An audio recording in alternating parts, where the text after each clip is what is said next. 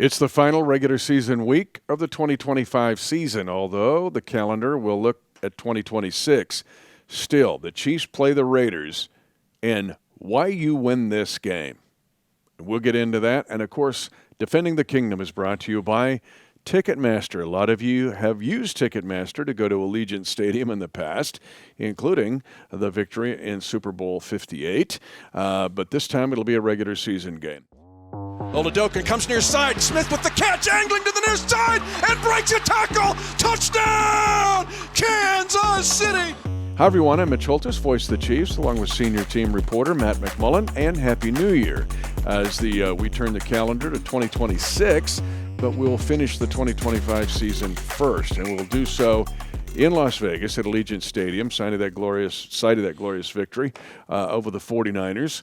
But this time we'll be in the regular season against the Raiders. And we're going to go into why you win this game. And already there will be, how many, half that'll go, no, you don't. You know you don't. You want to get the draft pick. But we'll get into why you win this game and what it means. Yeah, and you're right about how whenever we go to Allegiant now, it kind of warms my heart a little bit. I'll definitely be going to the spot where McCole caught the touchdown. I do that every time now. I think this season has provided some incredible perspective. And I like to think we already had the perspective, but sometimes you can only really appreciate the triumphs when you have a season like this. And, yeah, I mean, Sunday in terms of the standings and everything doesn't mean a whole lot. But when you think about what we achieved in that stadium and, like, just the euphoria of that moment and that night, I was going back through photos of me and my wife and our friend who we brought along and my family and some photos I have with you right after Super Bowl 58. Doesn't get any better than that. And going back to that stadium will be fun. And I'm pretty sure, I haven't fact-checked this, but I'm pretty sure if Coach Reed wins this game, he will have the most wins of any head coach at Allegiant Stadium. Not opposing coaches. Any head coach at Allegiant Stadium. Including Raiders coaches. Yeah, that's pretty cool. Yeah. It's been a rough go here for the Raiders. If they lose this game, it'll be a franchise record. 15th loss for them. But just going back, the fact that history was made in a stadium when the Chiefs won back-to-back Super Bowls, as I mentioned on the call, 6,944 days. I think it's going to be even harder to win back-to-back now the way it's set up in the National Football League with a 17th game and only one bye week. It was hard to do it then. It's going to be really hard to do it moving on. So anyway, yeah, great memories here. Before we get into why you win this game and you dig in to get it done, what do we have around the world to start 2026? Yeah, I got 3 for you today. All right, for Jan Stenerud. Jan Stenerud. Who beat the Raiders many times with his kicks, including a glorious last game in AFL history, was a victory by the Chiefs at the old Coliseum, beating John Madden's Raiders as the Chiefs went on their way to a Super Bowl IV championship. But the last AFL game, victory. Jan Stenerud and the Chiefs get the win. Let's go, Jan. All right, so shout out to Sydney. I was out to lunch with my in-laws on Tuesday night, so I guess it was dinner, not lunch, but out to eat with my in-laws on Tuesday. And Sydney was our waitress and apparently listens to DTK. So not only was that great meeting you, Sydney, it also gave me some like brownie points with my in-laws because they're like, oh, he actually has a real job. So that was good. But she recognized you probably. Yeah. And your father-in-law was like, yeah, okay, I better give him more respect since people recognize him in public. I'll take every little bit I can. Go for it. Yeah, I'll take the wins where I can get them. I ran into John in the elevator on game day.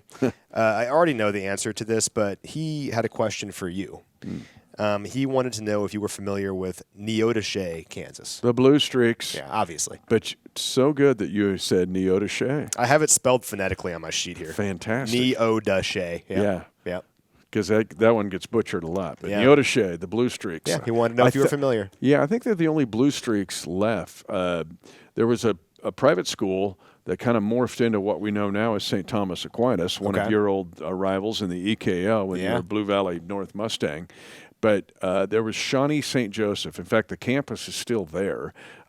It's on Johnson Drive in Shawnee, in the old Shawnee town, but they also were the Blue Streaks.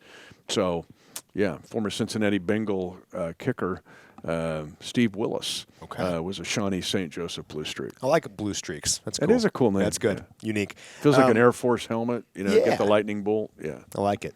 Lastly, shout out to Matthew in Murfreesboro, Tennessee. Ooh. My mom grew up near Murfreesboro. I have a soft spot in my heart for that place. Little Tennessee State Blue Raiders while we're on blue. Let's go. But he is originally from Spring Hill, Kansas, home of the Bronx. the Broncos. BRNCS or Broncos. BRNCS. Your dad wrote in for you, Matthew, so you have him to thank for this. But shout out to you, and go Spring Hill Broncos. Spring Hill Broncos, one of the fastest growing communities, and it will grow even more in the years to come. But really good school district, great place to live, and that enrollment's blowing up in Spring Hill. All right, why you win this game? The Chiefs, you just can't turn winning on and off. And let's just be honest about something. Since the victory over the Bills, 32-29 in last year's AFC Championship game, the Chiefs have been involved, and I'm including the 3 preseason games, have been involved in 20 games. It's 6-14 in those 20 games. You can't deny it. It's there. It's a number. But to win this game, to me, is important. The Chiefs were so close to winning that game against the Broncos and doing it with Chris Oladokun at quarterback. And we're going to hear from Chu Godrick here in a second at right tackle and Esapole at left tackle, and playing young guys like Ashton Gelati and Noel Williams and Brandon McDonald on defense. It would have been super important to win that game because it meant so much to Denver. But to win this game, actually, to me, is a springboard into the 26 offseason. Yeah, I agree. We talked about it going into the Denver game and really going into the Tennessee game, that the whole player development aspect of this time of year that we're trying to focus on, and how this time of year can be used as a springboard going into next season. Well, the player development isn't just the guys going in and playing. Like, to me, it's more valuable if they can make winning plays that can help you be in a position to win a game. And that's why after the Denver game, as much as I wanted to beat those guys, I came away very encouraged from it, because our guys were right in the middle of a game that the opponent needed and was giving everything they had. And our young players and our developmental guys had an opportunity to make plays that mattered, that were influential, that helped us be in a position to have a chance in that game against a really good opponent, a team that's probably going to be the 1 seed in the AFC. Brashard Smith being right in the middle of it, catching that touchdown, reminded me so much of Jerick McKinnon on that touchdown, and that's kind of the role I hope he can grow into next year. His punt return, the 44-yarder, set up a field goal and kept us in that game. Like, those are the kind of plays, to me, that he shows them now, and maybe they become commonplace next year, but you have to start somewhere. You have to have the confidence that you can do it beyond just doing it in practice. And for me, seeing that in a game, he's going to attack this offseason training program knowing he can be that guy, which is exciting. With Esapole and Chu Godrick, against the best pass rush in the NFL, a pass rush that had 63 sacks going into that game. Well, Pole and Godrick, they combined for 52 pass blocking snaps. They allowed just 4 total pressures the entire game. Defensively, Noel Williams, 72 defensive snaps against Denver, oftentimes against some good receivers, guys like Cortland Sutton or Marvin Mims. He allowed just 4 catches for 21 yards on 43 coverage snaps.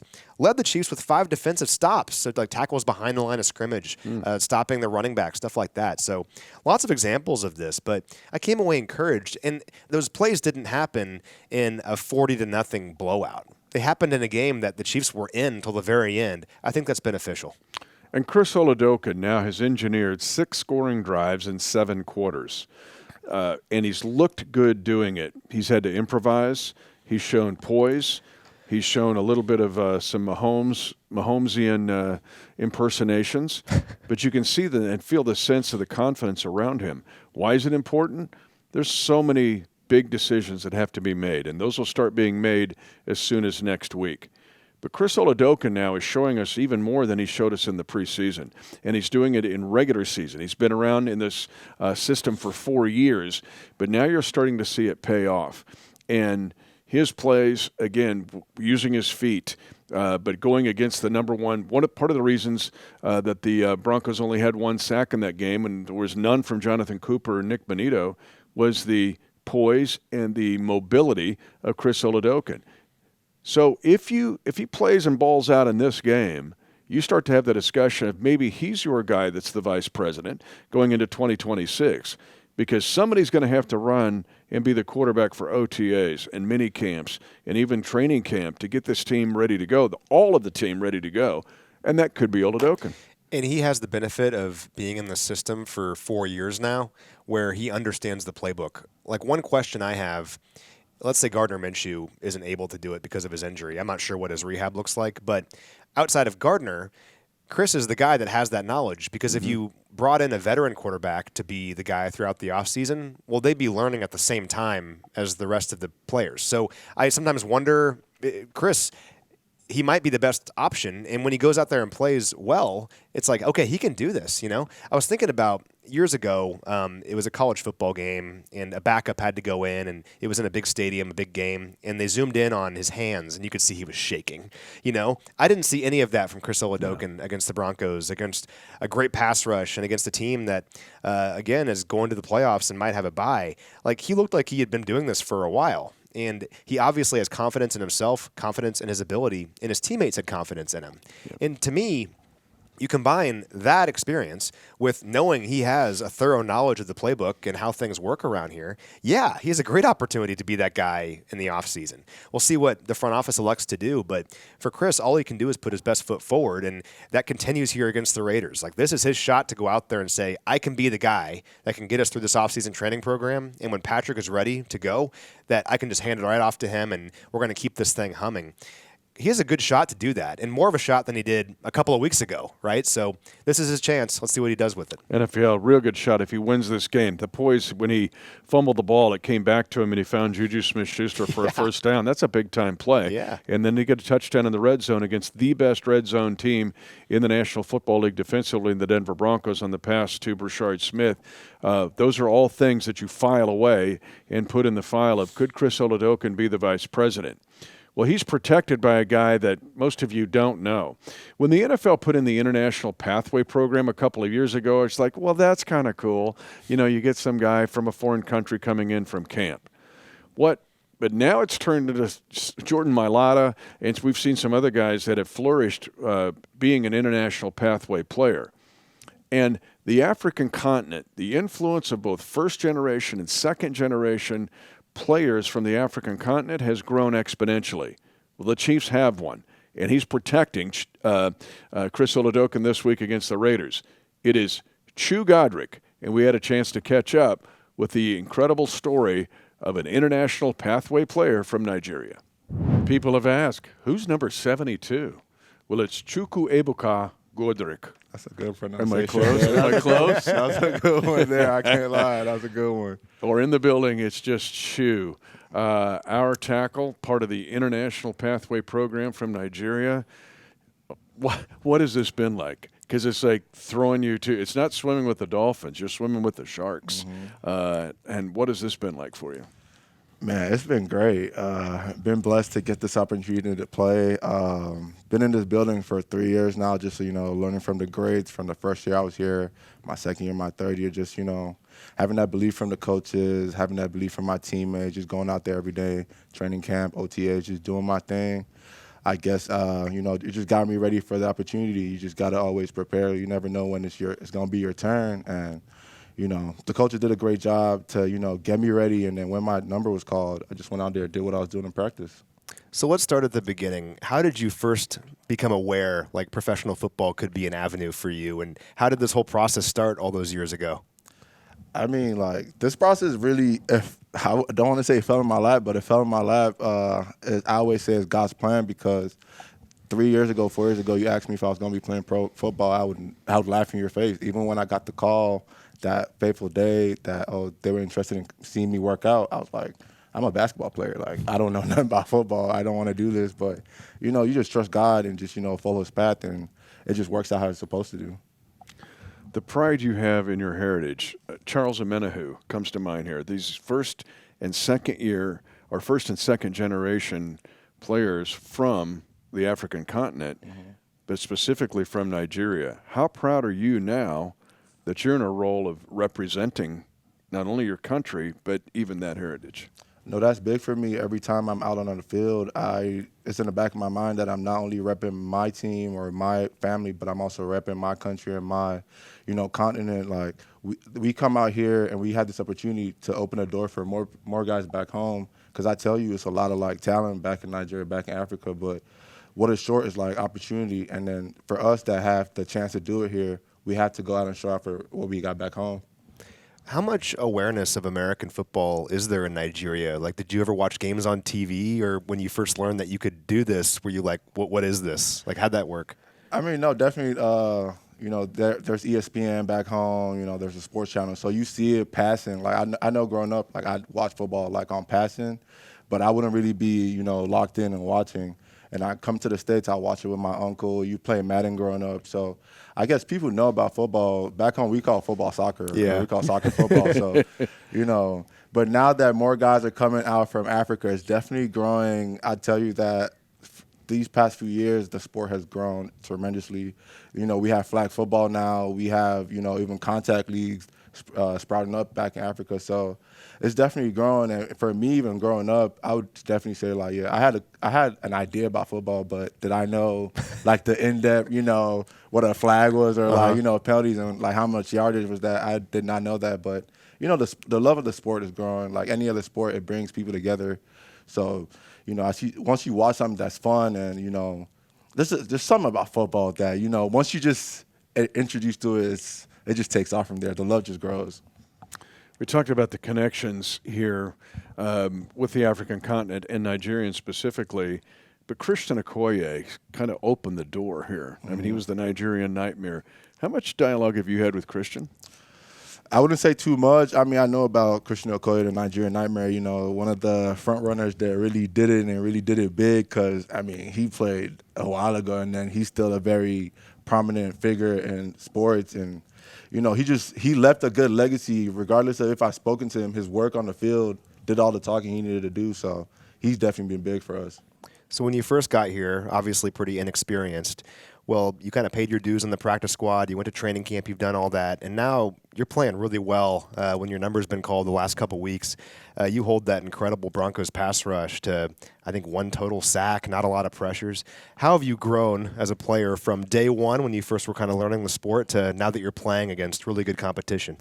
I mean, my mentality coming in is do what you can to get better every day. Even right now, you say I'm doing good, but I'm back home like, man, I got to be better than this. I got to be better than that. But, that's just testament to all the people around me and how I was raised that, it's never enough. Like, there's always room for better. And just that's how I attack every day, just trying to find something that I could be better at.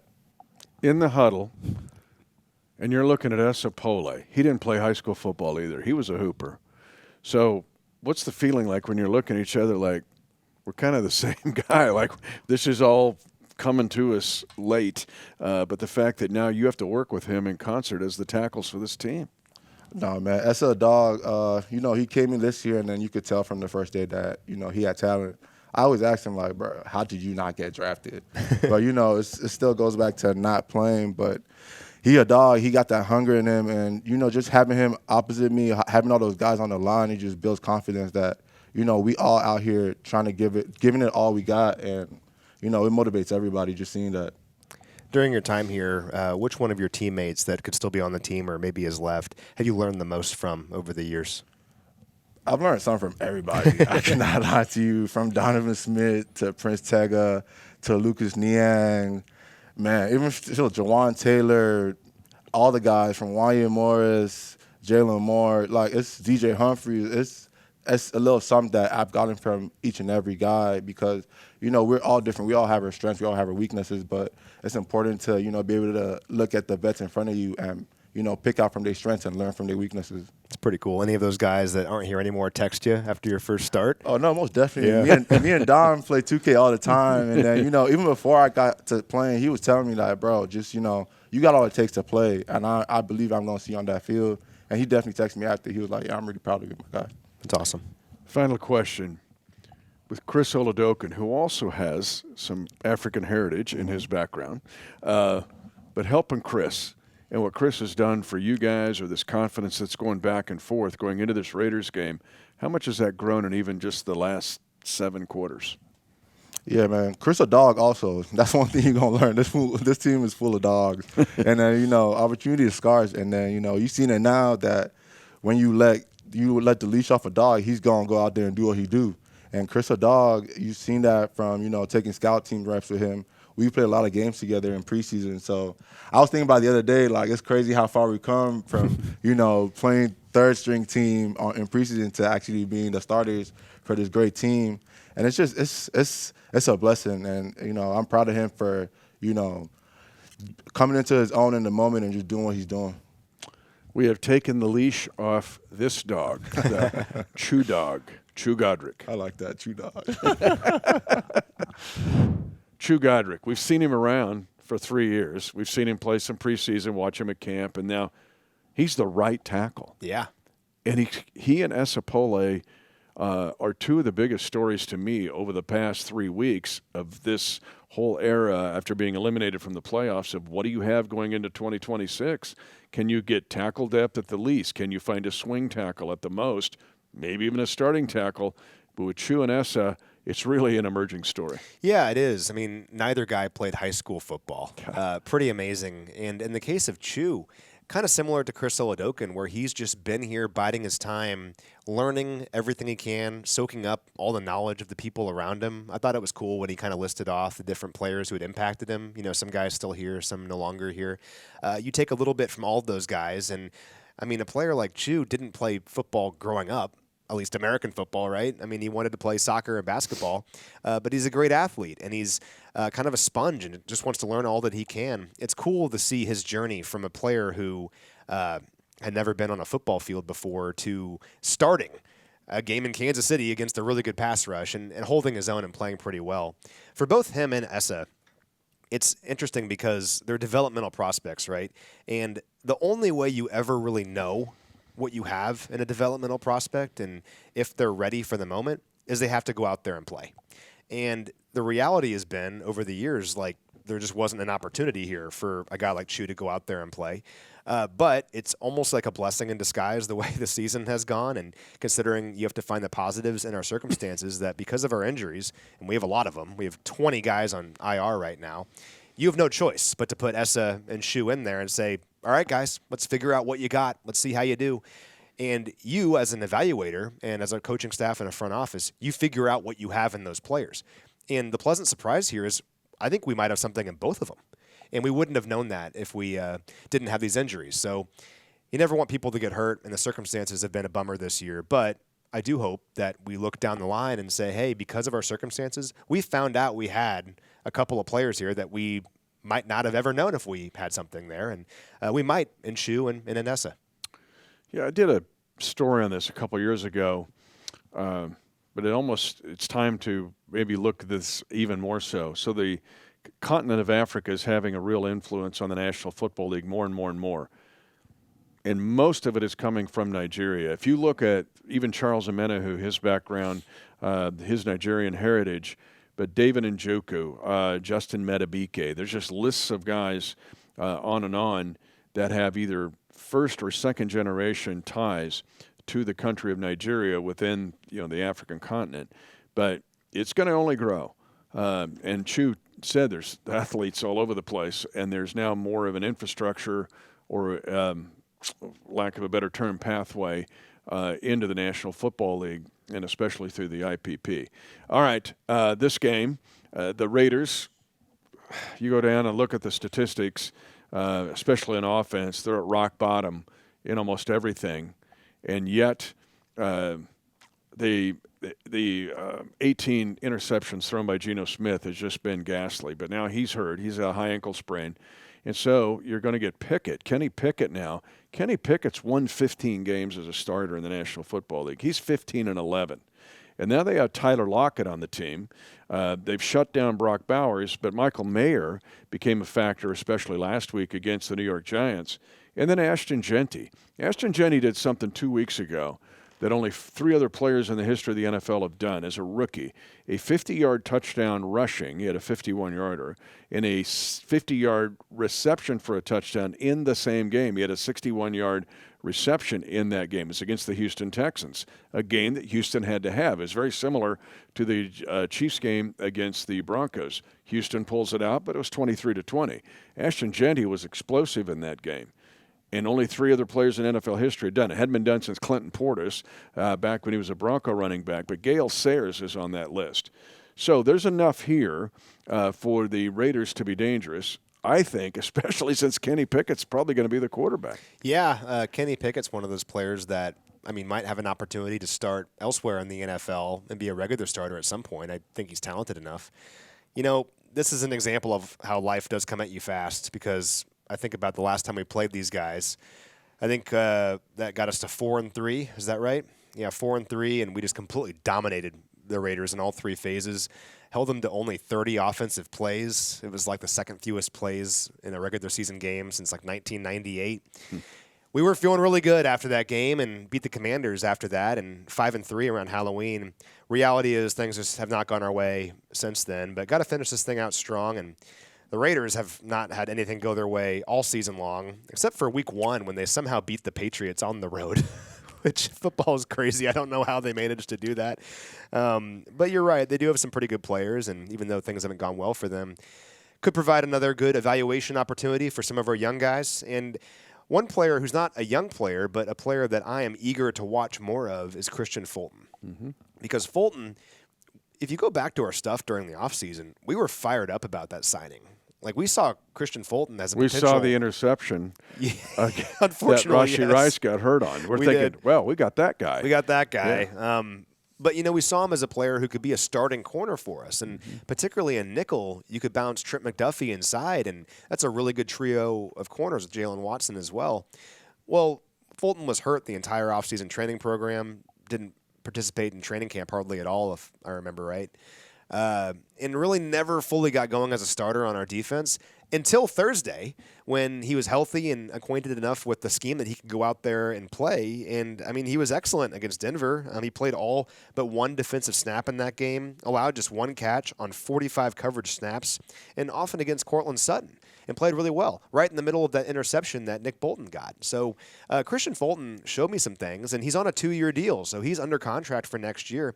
This is another opportunity, I think, to see what we have in Christian Fulton, and can he be a starting corner for this team next year? And yeah, the Raiders' offense has not been good, but if he goes out there again and can handle the scheme and plays well against Las Vegas, gives me confidence that we can attack the offseason training program, knowing we have a starting caliber corner in Christian Fulton. So developmental opportunity against these Raiders, and seeing guys like Christian Fulton go out there and try to stack some good games together before we attack the offseason. Another reason to try to win this game. We'll get to draft selection. We'll take where we get in the draft, okay? Travis Kelce was a 3rd-round pick. If you go from 9 to 11, you don't necessarily change your franchise. So win the game, of all the reasons we've mentioned. Another reason is Ari Wolfe, our spy in the AFC West. Ari needs a little something to get him into the offseason, and he would like a win over the Raiders to get this done and get a 7th win on the season. Hello to everyone, and welcome to Out West with Ari Wolfe. It is the final week of the regular season, week 18. Where has the time gone? I can't believe the regular season is going to end this weekend. Thrilled to be joined by Matt McMullen. And Matt, when we look at this season, I think back to right before training camp, when you and I have our annual conversation, sort of getting ourselves juiced up. We're getting into the weeds on the roster, and here we are. As the last week of the season, things have definitely didn't go as expected. There's something about an NFL season, though. I think it's like a Shakespearean drama every season, right? Think about last year, all those close wins, right? All those games that the Chiefs found a way to win 1-score games. And then this year, they don't win those 1-score games. It's kind of hard to summarize it. But before we get into the AFC West, how do you feel about the fact that it's week 18 and this 2025 regular season is come and gone? Yeah, well, based on how the Chiefs season has gone, I am welcoming 2026 and, an opportunity to get after next season after how this season went. But what I think it shows, both the Chiefs season and everything else going on around the NFL, the reason the NFL is the best and the most entertaining and most compelling professional sports league in the world, in my opinion, is because of the parity. And because every team has a chance every year. You can look at whoever has the number 1 overall pick in the draft this year, that team has a shot to make a run next year, just based on how these things work out. You know, you look at the Chiefs situation, what you just laid out shows how thin the margin is, where I don't think the Chiefs are a 6-10 team. I think we're much better than that. But you can look at last year's team and say, hey, maybe that wasn't a 15-2 team. Maybe both teams are somewhere in the middle, right? And sometimes the ball bounces your way, sometimes it doesn't. Sometimes you make a play in a big moment, sometimes you don't. And the difference is a 15-2 season going to the Super Bowl and a 6-10 season where we've been eliminated already for a couple weeks. And on the grander scale, I mean, look at teams like the Patriots making a run out of seemingly nowhere. Look at Chicago. Look at Carolina making a run at the division. Jacksonville has a shot to make a run in the playoffs. So I think the parity is really cool and it's compelling. I wish the Chiefs were in this thing. It's a weird feeling, them not being in it. But overall, I think what we've seen this year shows why the NFL is the absolute best. And part of why I believe it's the absolute best, and you and I touched on this about a month ago, is that where you finish in your division has such an impact on your schedule the following season. So, you know, the Chiefs are going to play a 3rd place schedule next year. It's going to be very different than, you know, being in 1st place every single year for 9 straight years. So the schedule will actually should help the Chiefs next year. Now, granted, sometimes you can't control what other divisions you play. That division could be having a great year coming up. But, you know, the way it's mapped out, and that's why the parity is beautiful, is that every team really does. And the way we set up the draft, the way they do everything in the NFL is designed itself for parity. So, you know, you may look at a team this year that's a 6-win team. It might be a 13-win team the following season, as we've seen with a couple teams. All right, let's get in to the AFC West. That's what we focused on throughout the year on this segment. And we don't talk a lot about the Chiefs during this segment, but I want to say something. They played against the Broncos on Christmas, and you don't have Patrick Mahomes. You don't have Gardner Minshew. You're as big an underdog as you've been at home, and as far as I can remember. I mean, literally, we're going back to like a 3-13 year, right? I mean, over a decade. It's just interesting to me to look at what Andy Reid and this team accomplished in that game. Did Chris Oladokun throw it down the field and throw it for 300? No. But did he manage the game well enough for the Chiefs to win? Yes. I just thought that the effort that the team played with, how prepared they were to give themselves a chance at the very end of the game against a team that may very well be the number 1 seed in the AFC. And I realize with a franchise that had this much success, there's no sort of moral victories. But I guess I just came away with a great feeling of pride about the way they went about their business, the Chiefs. They didn't lay down for everyone. They were in that game till the last possible moment. So I just wanted to kind of give, you know, a round of applause, if you will, to the organization and how they're handling one of the toughest seasons they've had in a really long time. And I thought the way the team played on Christmas in a game that had no meaning to them tells you a lot about the character of the people in the building. Yeah, I think it shows the heart of a champion. And listen, we've seen the Chiefs make incredible plays and come up clutch in some of the most critical games in the last 10 years over this run. Obviously not the case this year, but that doesn't mean we're going to make it easy on the opponent, and especially a divisional opponent. You're not going to just come in here and win no problem and march your way to the division title. We're going to make you earn it. And I love that. That shows the culture and the character here that, yeah, it's been a down year, but the mentality has remained the same. And next year, hopefully, after we kind of retool a little bit this offseason, that culture will still be there. And I hope you and I are talking about a division champion, right? That's where it begins. And that starts with Coach Reid. And even though Patrick Mahomes wasn't playing in the game, it felt like a kind of game Patrick Mahomes would have led, right? Where, hey, if you beat us, it's because you beat us. And credit to a lot of our young and developmental guys that were out there giving it their all. I thought we saw some good things from Noel Williams in that game. He played every defensive snap. I'm fired up about him. Brashard Smith had a big game with a couple of big plays. Ashton Gelati played a lot. Cooper McDonald, who was a tryout player. We talked about him at lunch way back in St. Joe, a tryout player who earned a spot on this team and played like 21 defensive snaps against Denver. A lot of good examples of development that took place, and not guys just playing. Like, one thing I've talked about is I don't want to see these young players just play. I want them to make winning plays, to be in the middle of a situation where they help their team have a chance to win, because that's how you really grow, I think. And we saw that on Thursday. So I wish we won. I mean, it was so close, and I'm glad we made the Broncos sweat a little bit. My in-laws being Broncos fans, after the game, I was like, Did you feel that one? Is their heart thumping a little bit? And they're like, yeah, they didn't feel great about it. So anyway, I was proud of the team and how they fought. And I think that's the kind of game, hopefully, we're talking about next year, saying, hey, that's where a lot of these young players really kind of develop the confidence that they could do this at this level. And now we're talking about, winning the division because of plays that they made next season. All right. Well, our focus, as we've talked about throughout the season, has been on this division, the AFC West. So we got to give props to the Denver Broncos. This was not what I thought was going to be a 13 or 14 win team. I thought Sean Payton put them under a microscope, talking about them being a Super Bowl caliber team. He knew what he was doing.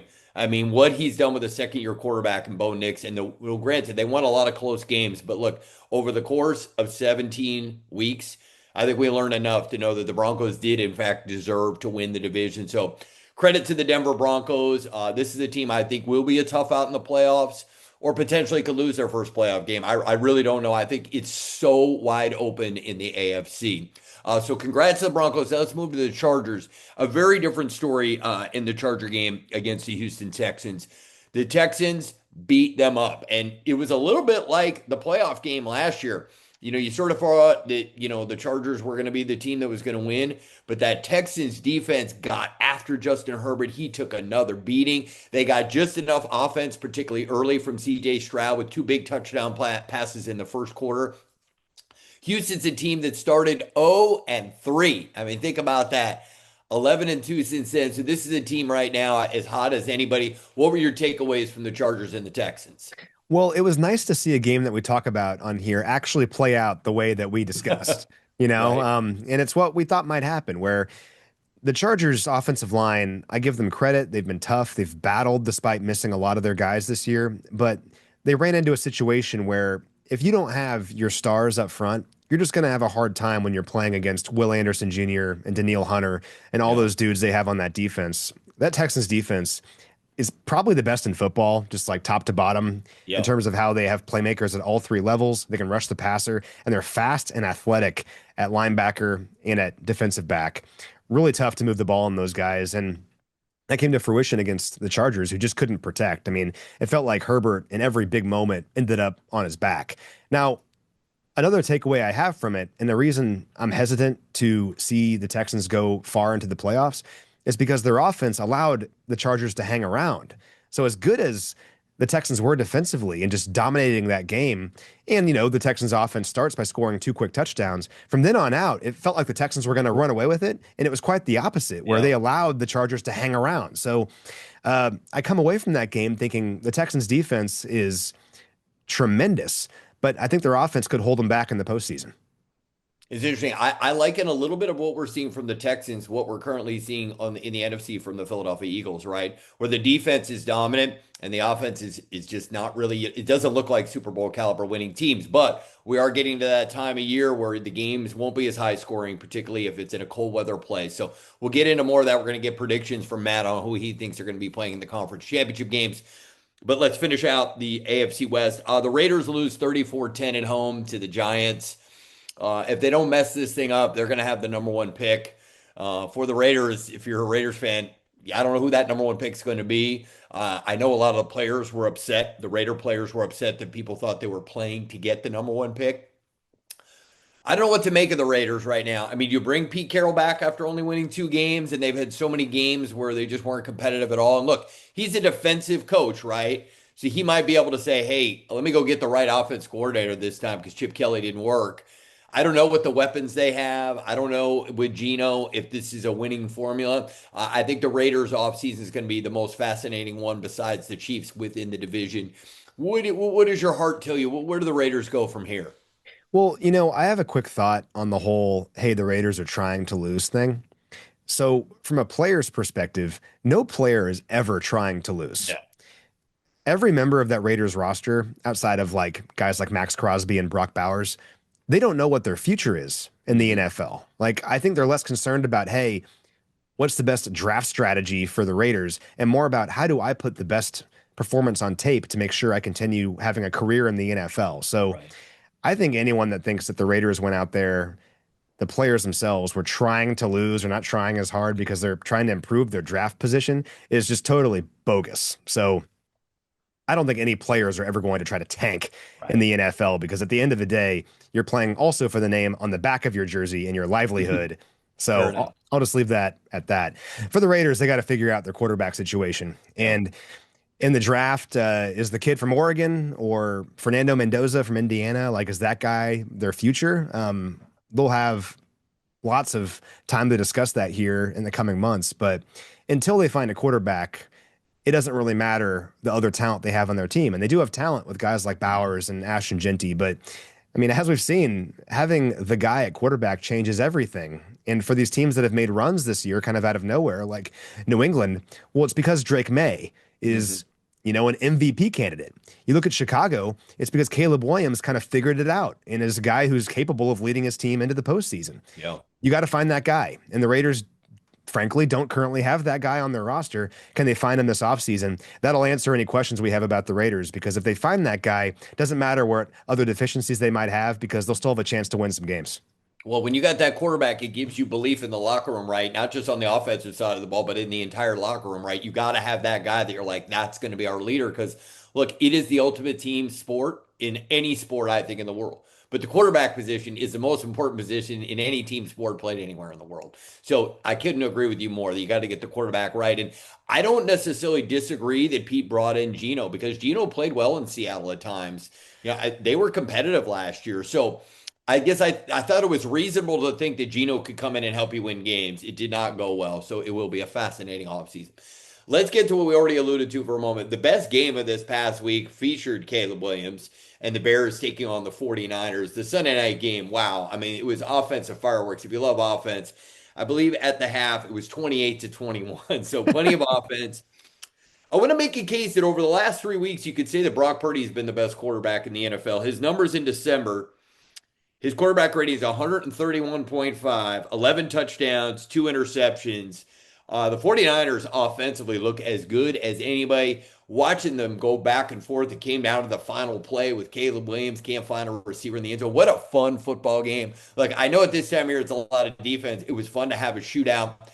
Is Brock Purdy capable of leading the 49ers to a Super Bowl? Is Caleb Williams capable of leading the Bears to the Super Bowl? I thought this was a fascinating matchup, because we may see a lot of matchups that look a lot like that in the NFC playoffs coming up.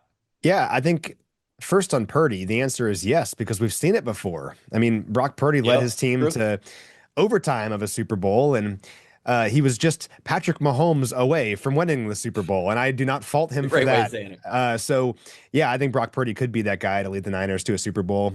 We've talked about it week in and week out. I have so much respect for how they've managed this thing despite missing a lot of impact players. They didn't have George Kittle in that game against the Bears. Didn't matter. Still scored a bunch of points. Haven't had Nick Bosa or Fred Warner for most of the season. Hasn't mattered. Yeah. Haven't had Ayuk all season.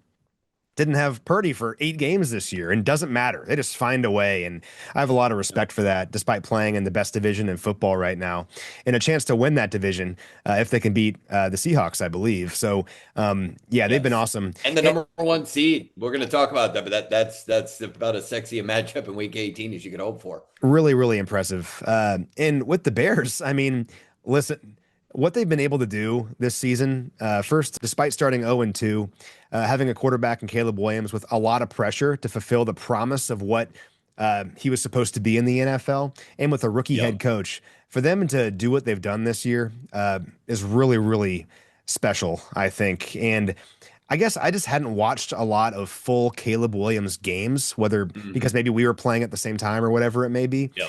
But I came away really impressed with him, how he's able to make throws on the run. Some of his deep throws are just effortless. Special player. So we'll see. Chicago, the 2 seed in the NFC, and going to be hosting some playoff games. We'll see if they can do it. But Brock Purdy, for sure, I think, can get to the Super Bowl, and we'll see if Caleb Williams can. Incredible. I just wouldn't have predicted that the Bears, that they were going to be a Super Bowl contender. All right, coming up, AFC West in the final week of the season, we have the Chiefs at the Raiders, and we have the Chargers at the Broncos. Neither of these games are quite as compelling as we thought they might be. Earlier in the season, we thought the Chiefs might be playing for seeding. With the Chargers losing, the Chargers-Broncos game is still really important for the Broncos if they want to get the number 1 seed. The Chargers no longer can win the division. Let's focus on the Chargers and the Broncos. So, I think when we texted earlier this week, or I guess it was the end of last week, it seems the Chargers are just running out of bodies. They look like a tired football team.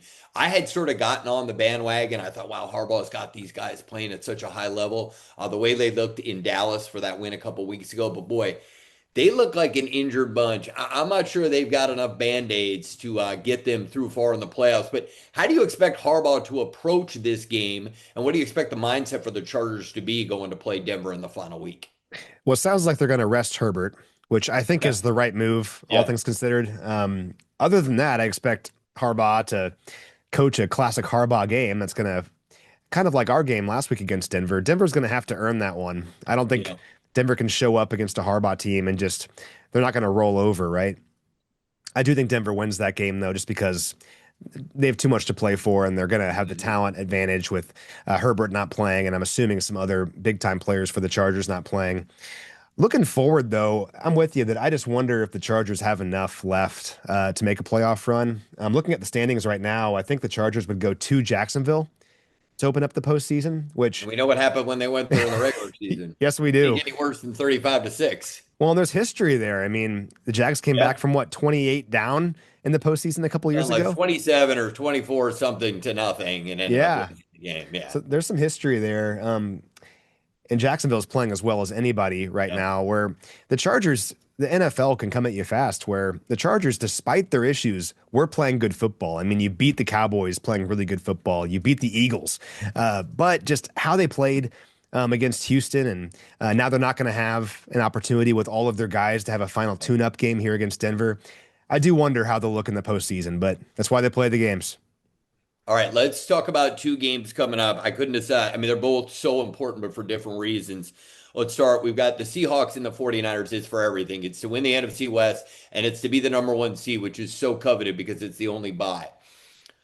I'm surprised that this game is this significant. I thought they'd be sort of where they were. I didn't think Sam Darnold was a huge upgrade over Geno. Now, when you look at the lens of this season, it looks like a monster upgrade.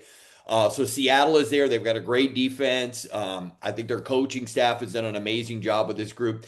Then you get the 49ers you mentioned who have overcome so much. The game is in San Francisco. Seattle's been an excellent road team. For the NFL, to have your Saturday night game, decide who the number one seed is going to be is pretty good stuff. Are you leaning one way or the other, Seahawks, 49ers on Saturday night? Well, correct me if I'm wrong, but wasn't Darnold in this exact situation last year with Minnesota where they had to go? We know how it went from here last year. Yeah, like they had an opportunity if they beat Detroit to have the one seed to win the division. They obviously didn't, and they lose in the first round of the postseason as a 14-win team. Crazy he finds himself in that spot again. Maybe I'm just, a prisoner of the moment, but I can't bet against the 49ers right now. Yep. Just based on how they played against Chicago, a really good Bears team, based on how Purdy is playing, I just have a hard time seeing the Seahawks going in there and beating them if the Niners play like they've played over the last several weeks. So I don't know. Give me the Niners. I think I'm with you. I think the Niners at home, I don't know, there's something going on right there. That offense is playing at such an elite level, but will be interesting. That Seattle defense is so good. So the Seattle defense against the 49ers offense, I think that's going to tell us a lot. Now, this is related to what happened with Sam Darnold, but it's a bigger picture thought. Remember what happened to the NFC North last year in the playoffs, right? So they had so many games of just enormous significance late in the year, and then all three of them lost in the first round of the playoffs. So I just think it'd be interesting to see whether there's a similar effect here, because the Sam Darnold thing could happen again, right? Darnold could lose to the 49ers. Then they're not the number one seed. And then they're going to be playing in the playoffs. And are they going to win for sure in the first round? They're going to be on the road. So I don't know. I think for Sam Darnold, he's probably, unfortunately, the thoughts have. I mean, he's human, right? But so Seattle and San Francisco, I think it's going to be amazing. The other one, while the records aren't as great, you're either in the postseason or you're not. That one, we already know Seattle and San Francisco are both in. We've got the Ravens taking on the Steelers. And one of the interesting sidebars to me is, do you want Lamar Jackson to play if you're a Ravens fan? Because, boy, Huntley ran the offense beautifully against Green Bay. He brings the element of the dual threat, because we all know Lamar has not been running like he normally does. He's clearly not healthy. I never thought I'd say it, but you actually, if Lamar's good to go, if you're a Ravens fan, do you want Lamar to play or do you want Huntley to play? And then you've got the Steelers. This Aaron Rodgers thing, I think, has been compelling. I thought it was going to be a terrible fit in Pittsburgh. Got off to a great start, then it looked miserable. And I don't know, the NFL is a little more interesting with Aaron Rodgers in it. Whether you love or hate him, he's an interesting figure. I think that he elicits a lot of emotion either way. So you got these two fearsome rivals going toe to toe to win the AFC North. What are some of your thoughts, Ravens Steelers? Well, it's great theater, isn't it? I mean, the drama is crazy. It feels like the Ravens have been breathing down the Steelers' neck like all season, where Baltimore gets off to this terrible start at 1-5, and the Steelers were 4-2. But I don't think anyone thought that it was over. Like all season, it's been like the Ravens are coming, they're coming, and we thought for a minute there that Baltimore was done. But based on how they played against the Packers the other night, now they still got a shot. Speaking of Huntley, was that like the most entertaining battle of backup quarterbacks ever? So good, right? Huntley and Willis, like both of them looked awesome. Yeah. And especially Willis. Like watching Willis, I'm like, is Malik Willis really good? Like, and is someone going to try and come and get him and make him a starter next year? He should be competing for a starting job. He's never going to be the starter with Jordan Love. No, but he has that 3/4 arm angle, and that ball just comes firing out of there, right? He was impressive. It looks to me like he should be a starting quarterback, but I agree with you. I thought both quarterbacks played at a really high level. Yeah, they were both awesome. And yeah, Huntley deserves a lot of credit for how he's kept this thing afloat for them, because he beat the Bears earlier this season when Lamar couldn't play. And to go into a must-win game at Lambeau when the Packers still want to win, and to win that game, really impressive. Now, it helps when Derrick Henry rushes for like 200 yards. And that's why, first of all, I would play Lamar Jackson if he was healthy, just because he's Lamar Jackson. But I think whether it's Jackson or Huntley, I think the Ravens win this game just because of the way that Derrick Henry can affect your offense when he's playing well. He's obviously doing so right now. And Pittsburgh, to me, I don't know, hasn't really impressed me much all season. And I think they're going to feel the pressure of they had this division all year. And now they got to win to keep it. And in order to keep it, you have to slow down Derrick Henry. That's tough. So, yeah, I think the Ravens win this one. I do. All right, now I'm going to really put you on the hot seat. I will answer this question after you do, but I want your answer first. Okay. So let's just say the Steelers do in fact lose. On week 1 of the 2026 season, is Mike Tomlin the head coach of the Pittsburgh Steelers? Yes, I think so. That's why they traditionally have not, if you're the head coach of the Steelers, it means you have the job for usually like 20 years, right? For life. Right. I mean, Bill Cowher, Chuck Noll. So, I mean, they just don't change much. It will be interesting. I think there'll be a lot of fans calling for him to be let go, because I think they're tired of being sort of mediocre. I think the fan base, but I would think it's easy to fire somebody, but then who are you going to bring as head coach? So I actually do believe that Tomlin too will be the head coach, but I got a feeling there'll be a lot of baggage in the offseason for the Steelers and their fan base. All right. One thought, Ari. One thought on that. A lot is made of the Steelers having like 20 consecutive seasons without ever having a losing record. And that's really impressive. But what it also means is they have never had a chance to truly reset. Right. And they've been kind of on this run ever since Big Ben retired, where they're finding these veteran quarterbacks and trying to stitch it together for a couple of years until they have an opportunity to get a young quarterback who they're going to invest in and empower and make their guy.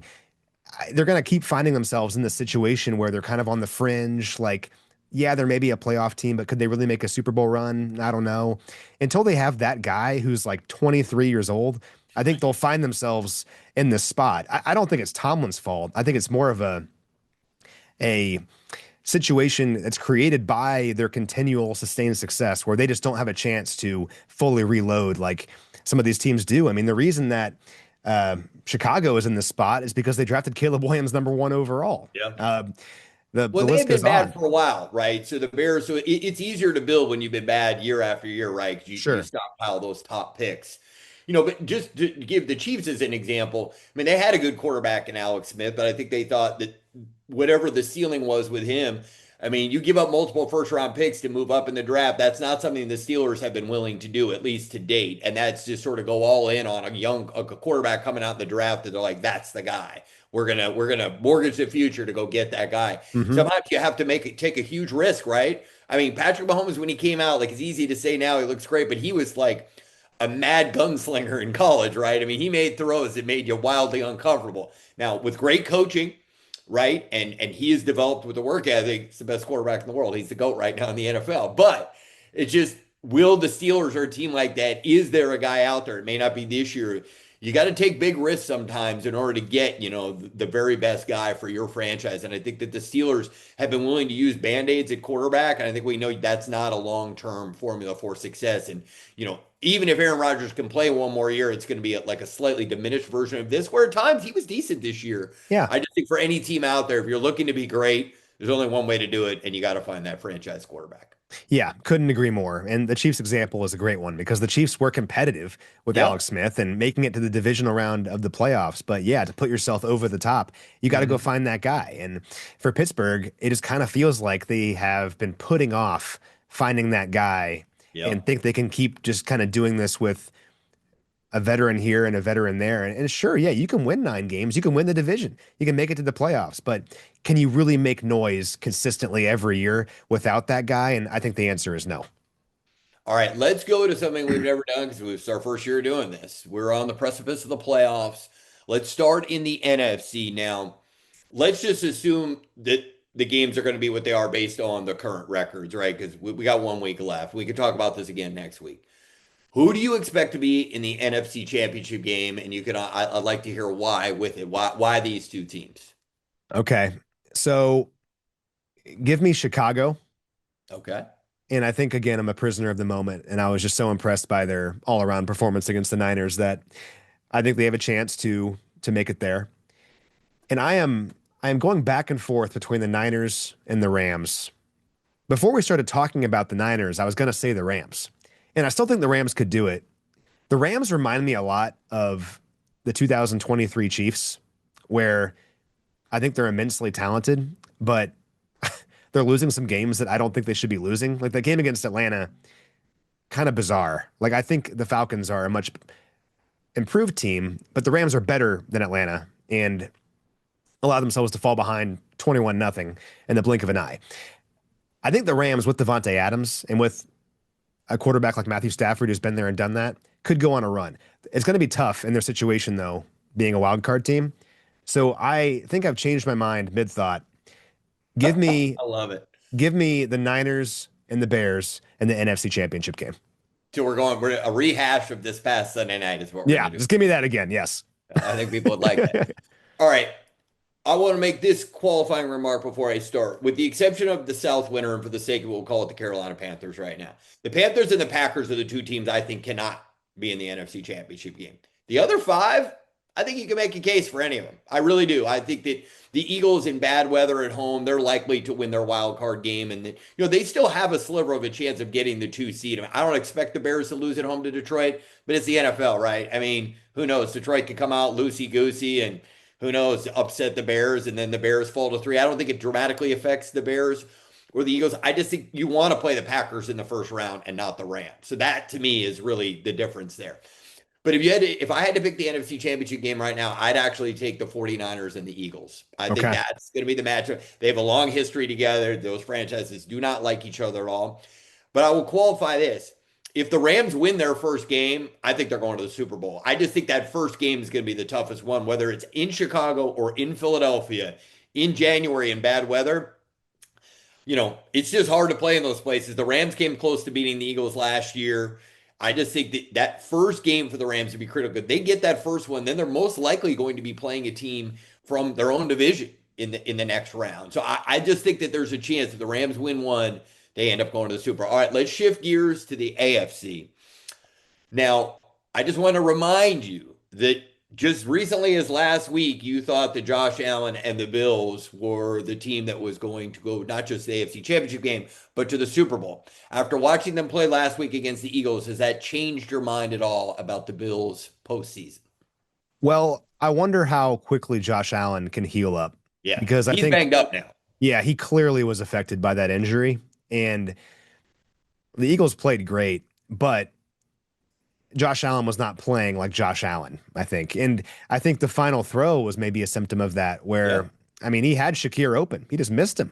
Now, do I agree with going for 2 there? No. But they had it. It worked. The scheme worked. He just didn't hit the throw. I still do have the Bills going to the Super Bowl, though. Wow.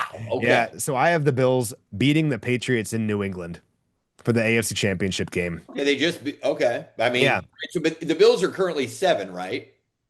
Yeah, Bills are 7. That's So possible, they could isn't play it? New England in the first round. New England's 2, right? Oh, good point. Yeah, you're right. Yeah, so I mean, it sounds like a sexy AFC This doesn't championship, fit my maybe a wild narrative. card round game. This doesn't fit my narrative at all. Well, I love it. yeah. You have to go to plan B here. Yeah.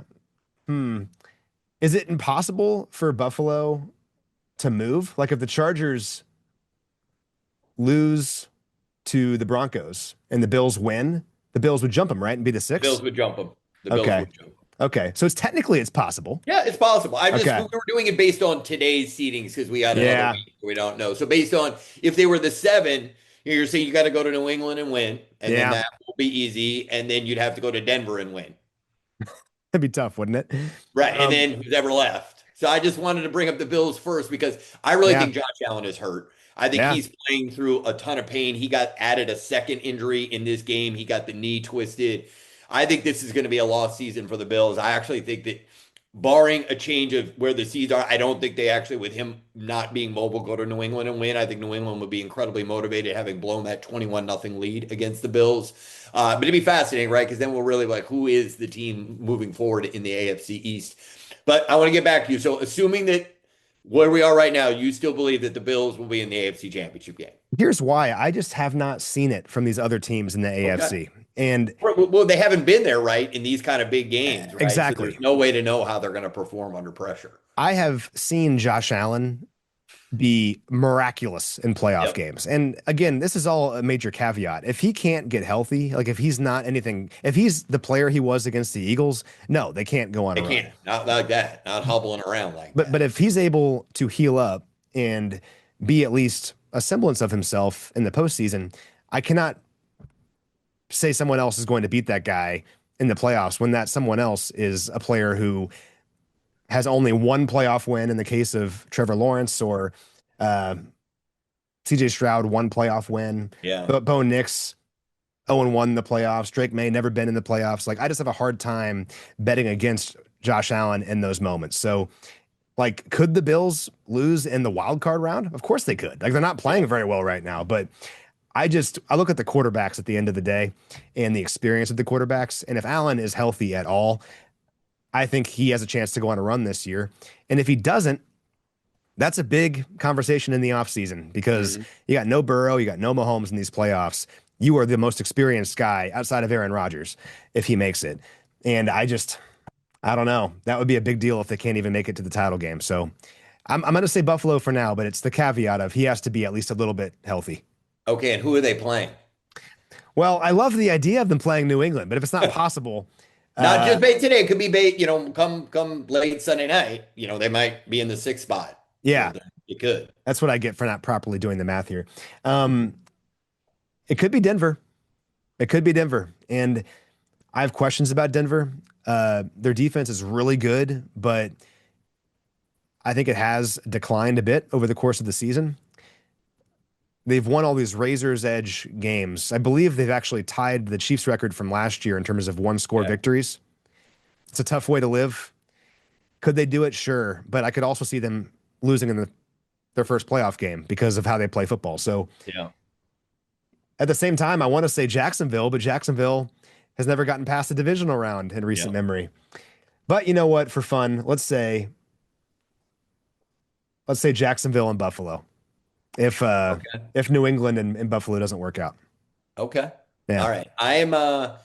I'm actually going to go with who I think, based not just on record, but who've been the 2 best football teams in the AFC throughout the season. It's going to be your 1 and 2 seeds. It's going to be the New England Patriots at the Denver Broncos. In the Okay. AFC Championship Okay. game. And again, what I'm doing there is forecasting based on the regular season. I am not taking in playoff experience, which I think is huge. If Josh Allen was 100% healthy, I would definitely have the Bills in there.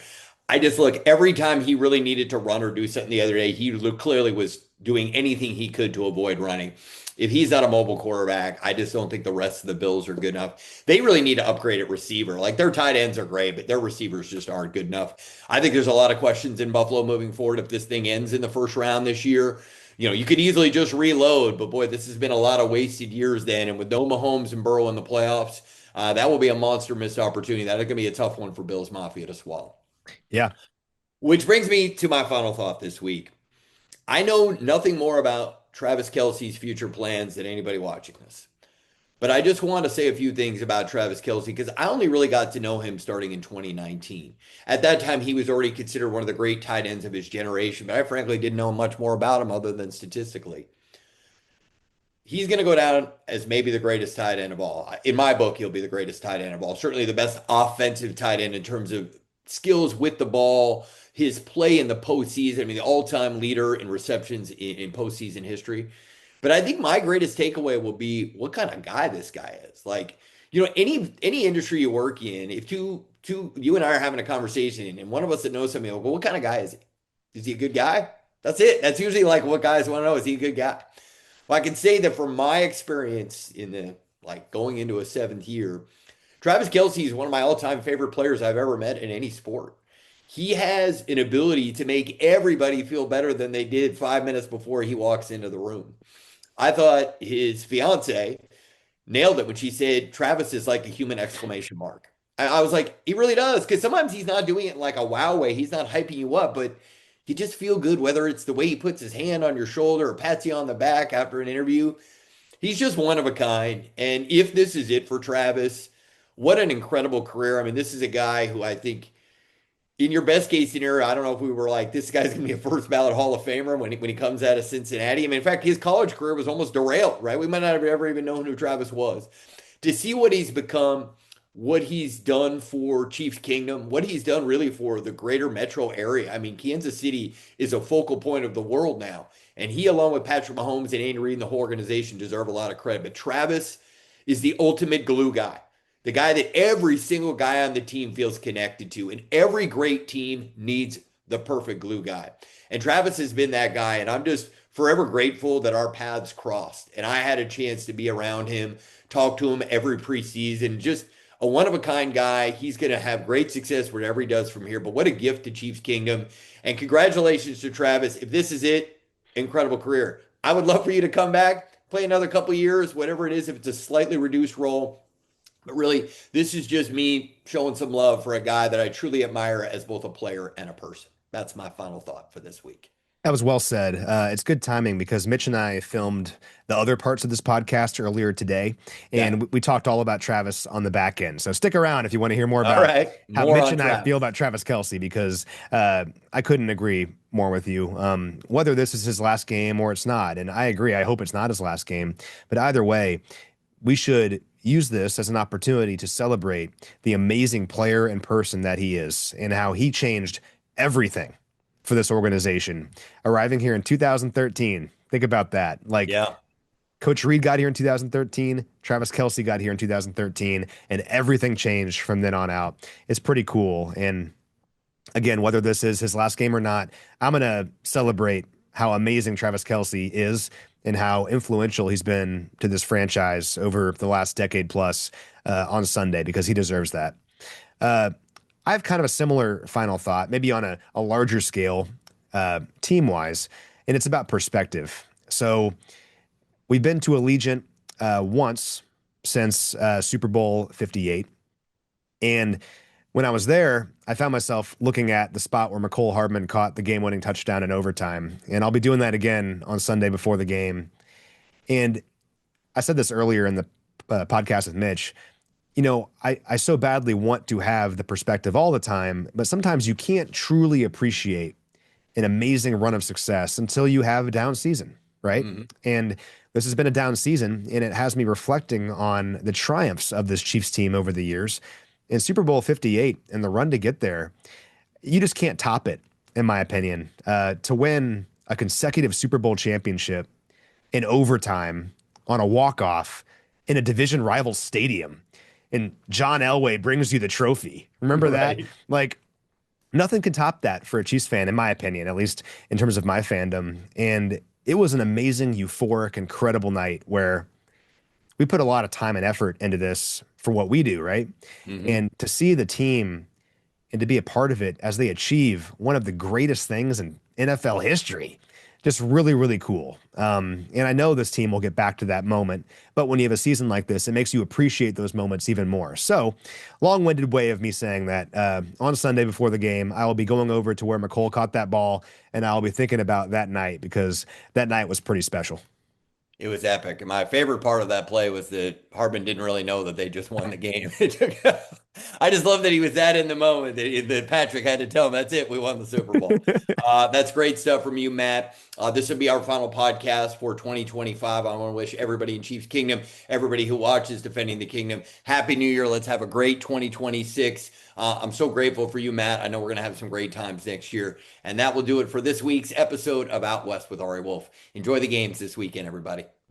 Thanks to Ari and all of his work all season long for keeping everything scoped out throughout the National Football League and especially the AFC West. A lot of speculation about the future of Travis Kelce.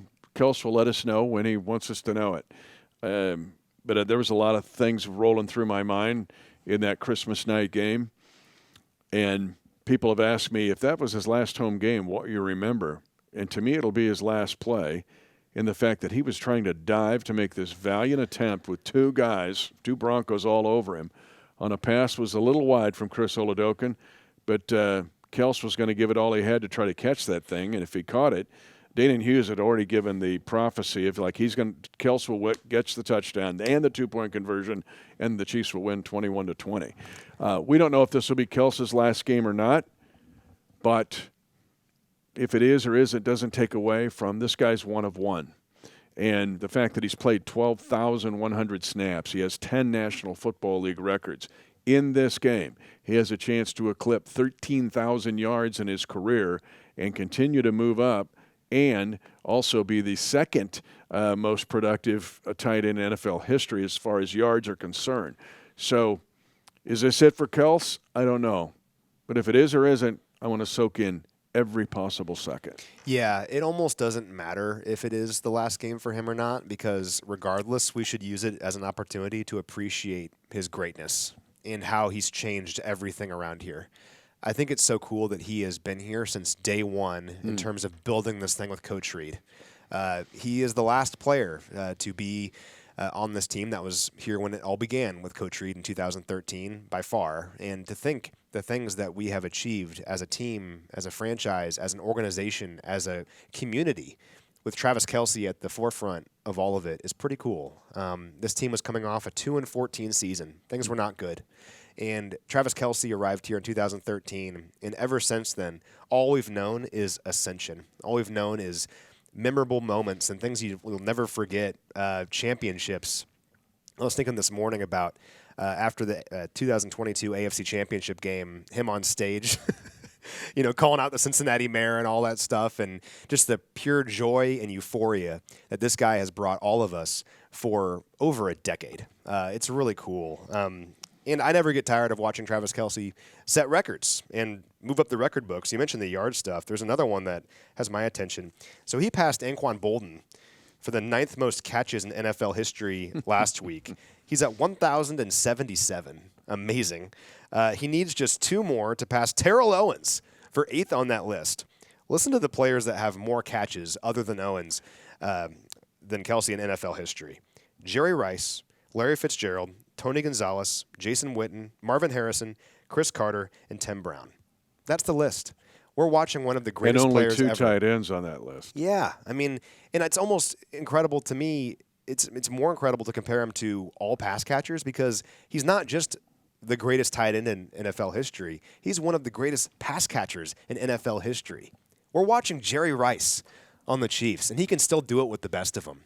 So, yeah, I hope it's not his last game. If it is, he has nothing left to prove. I mean, he's the greatest tight end of all time, in my opinion, a future Hall of Famer. But regardless of his decision, we have to appreciate and embrace how special he is and how he's changed everything for you and me, for everyone in Chiefs Kingdom, for this franchise, and really for any football fan anywhere in the world. And maybe if it is Travis Kelce's last game, it's another reason why you win this game. Would you want to win Travis Kelce's final game as a Chief, or would you want to lose it? I think you and I know that answer.